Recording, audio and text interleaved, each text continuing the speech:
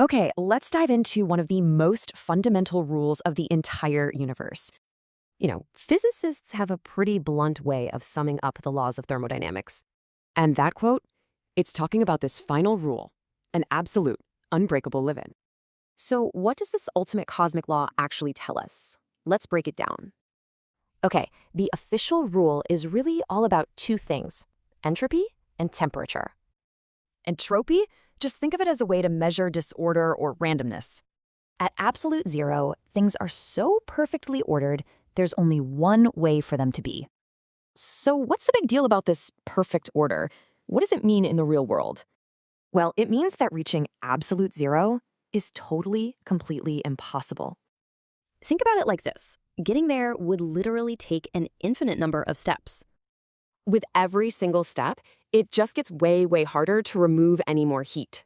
But wait, is this rule really that perfect? Is entropy always zero at 0 Kelvin?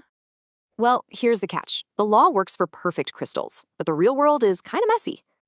Yeah, and stuff like glass, that disorder gets frozen right into place as it cools down. And that leftover mess? It actually has a name: residual entropy. This happens because that old disorder from when it was warmer just gets locked in tight. Okay, so why should we really care about this law and its messy little exceptions? Because knowing these limits is absolutely key for technologies like superconductivity and quantum computers. This law basically draws the line in the sand for all low-temperature physics and tech. So if we really can't ever get out of the game, what other rules are still out there?